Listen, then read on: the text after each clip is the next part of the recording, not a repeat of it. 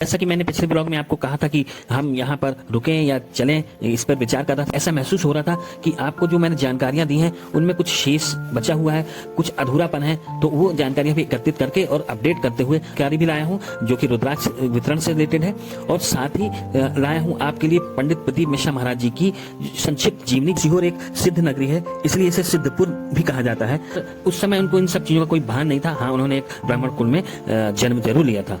एक महिला जो कि जिनका नाम, वो अपने पति की मृत्यु के बाद जिनके यहाँ वो रसोई का काम करती थी, लेकिन पंडित प्रदीप मिश्रा महाराज जी की तब तक कोई, जो कि बाद में इनके गुरु भी कहलाए प्रदीप जी के, इनके दादाजी की मृत्यु के समय इनके पास। आइए मैं उनकी ही वाणी से आपको ये सुनाता हूँ, ध्यान से सुनिए और सारी जानकारी लीजिए। फरवरी तक सीहोर में रुद्राक्ष उत्सव रहेगा। 24 घंटे रुद्राक्ष बटेगा, चाहे दिन हो चाहे रात हो। सीहोर की कुबेरेश्वर धाम पर जगह ना मिले तो सीहोर की आकर आराम से सो सकते हो, रह सकते हो। Railway station, Sehore railway station से कुबेरेश्वर धाम जाने आने के लिए आप सब जो दान दे रहे हो, 1 रुपया भी समर्पित कर रहे हो, आपका पैसा कहाँ लग रहा है एक बार जाकर अवश्य देखना।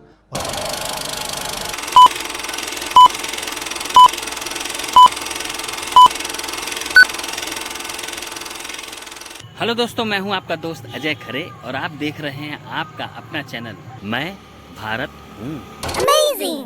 हेलो दोस्तों, कैसे हैं आप लोग। तो जैसा कि मैंने पिछले ब्लॉग में आपको कहा था कि हम यहाँ पर रुकें या चलें, इस पर विचार कर रहा था, तो मैं यहाँ रुक गया क्योंकि मुझे ऐसा महसूस हो रहा था कि आपको जो मैंने जानकारियां दी हैं उनमें कुछ शेष बचा हुआ है, कुछ अधूरापन है, तो वो जानकारियां भी एकत्रित करके और अपडेट करते हुए अब आप लोगों के लिए एक महत्वपूर्ण जानकारी भी लाया हूं जो कि रुद्राक्ष वितरण से रिलेटेड है। और साथ ही लाया हूं आपके लिए पंडित प्रदीप मिश्रा महाराज जी की संक्षिप्त जीवनी, जिससे आप जान सके कि उन्होंने कहां से यात्रा शुरू की और यहां तक कैसे पहुंचे। तो चलिए शुरू करते हैं। तो जैसा कि मैं आप लोगों को पहले भी बता चुका हूं कि सीहोर एक सिद्ध नगरी है, इसलिए इसे सिद्धपुर भी कहा जाता है। यहीं पर पंडित प्रदीप मिश्रा जी का जन्म हुआ। यह वो भूमि है जहां पर बड़े बड़े नागा साधु और तपस्वियों ने साधना की और यहां से गए। यहीं पर पंडित जी की प्रारंभिक शिक्षा हुई और जैसा कि सभी लोगों की होती है, और उस समय उनको इन सब चीजों का कोई भान नहीं था। हाँ, उन्होंने एक ब्राह्मण कुल में जन्म जरूर लिया था। यहाँ की चिंतमणि गणेश जी भगवान, जो कि सारे विश्व में प्रसिद्ध हैं, हनुमान मंदिर है, और शिवा नदी जो कि यहाँ की जीवन दायिनी नदी है, वे एक विशेषता ही रखती है। सन 1999 में एक महिला जो कि जिनका नाम गीताबाई पराशर था, वो अपने पति की मृत्यु के बाद एक कथा कराना चाहती थी। क्योंकि यहाँ पर एक प्रथा है कि जब कोई शांत हो जाता है तो उसके बाद एक पुराण की या इस प्रकार की कथा की जाती है, जैसा कि अमूमन और जगह भी किया जाता है। तो यहाँ के पुरोहित चाणक्य जी, जिनके यहाँ वो रसोई का काम करती थी, उन्होंने उनसे अपनी ये इच्छा प्रकट की।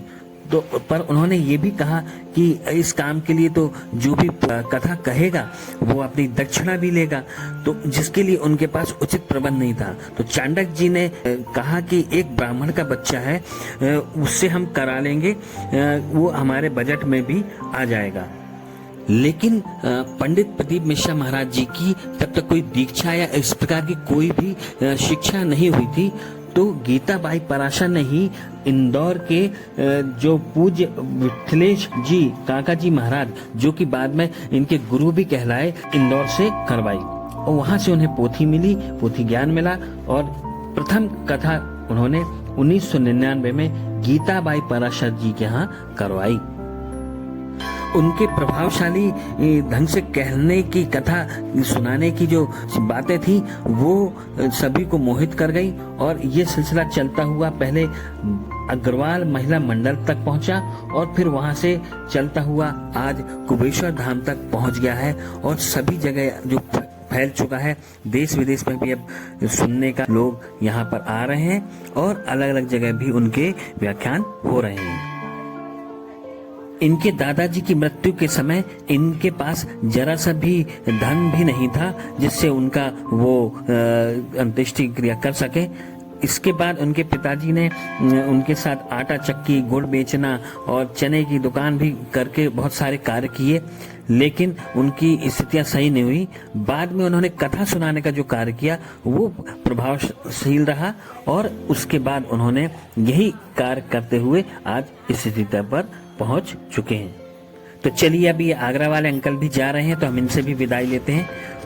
और अब मैं सुनाता हूं आपको सीधा पंडित प्रदीप मिश्रा जी के वचन, जो कि अभी उन्होंने रुद्राक्ष वितरण के संबंध में न्यू अपडेट दिया है। तो आइए मैं उनकी ही वाणी से आपको ये सुनाता हूं, ध्यान से सुनिए और सारी जानकारी लीजिए।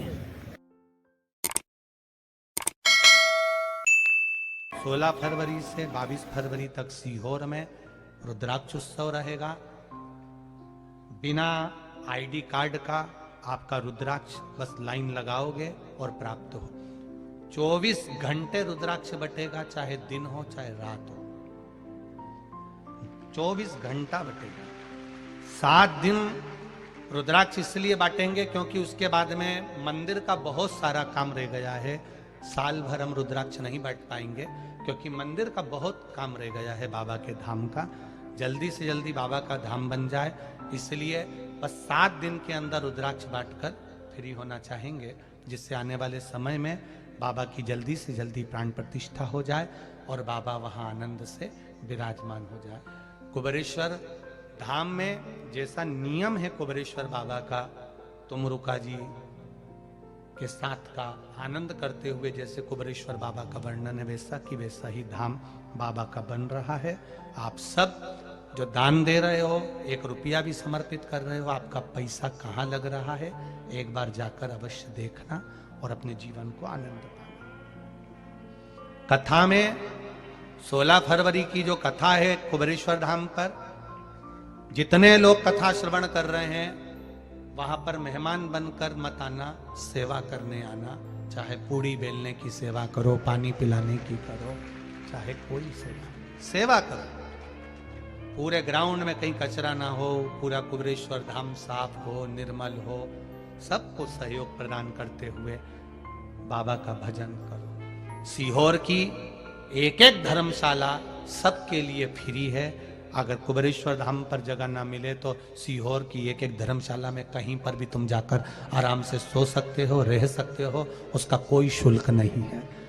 Railway station, Sehore railway station से कुबेरेश्वर धाम जाने आने के लिए राठौर ट्रेवल्स की ओर से, प्रिंस भैया राठौर की ओर से और सम्राट ट्रेवल्स की ओर से, सम्राट जी की ओर से, प्रजापति जी की ओर से बसों की व्यवस्था निःशुल्क रखी जाएगी, जिनसे जाना आना चलता रहे। तो ये थे पंडित प्रदीप मिश्रा जी महाराज, जिन्होंने आपको पूरी जानकारी दी। आपसे पंडित प्रदीप मिश्रा जी महाराज जी ने एक और अनुरोध किया है कि चूंकि ये ठंड का समय है, सर्दी का मौसम है, तो हो सकता है गद्दे आदि और ओढ़ने बिछाने से रिलेटेड जो चीज़ें हैं वो उनका प्रबंध में कहीं कमी हो जाए या व्यवस्था अधिक ना हो पाए, तो इसके लिए आप लोग अपना स्वयं गर्म कपड़े अपने सारे लेके आए ओढ़ने से रिलेटेड, तो जिससे किसी को कोई कष्ट ना हो। तो आप लोग भी इस बात का ध्यान रखिए। और चलिए आइए 16 फरवरी से 22 फरवरी तक इस वितरण में आइए और आप भी अपना रुद्राक्ष लेकर जाइए और अपने जीवन को धन्य कीजिए। तो चलिए अब मैं भी मिलता हूं आपसे नेक्स्ट व्लॉग में। तो अगर आपको मेरा ये चैनल पसंद आए तो प्लीज़ लाइक कीजिए, शेयर कीजिए, साथ ही बेल आइकन को दबाना ना भूलें, जिससे मेरा नेक्स्ट वीडियो भी आपको मिलता रहे, नोटिफिकेशन आता रहे। थैंक यू, शुक्रिया।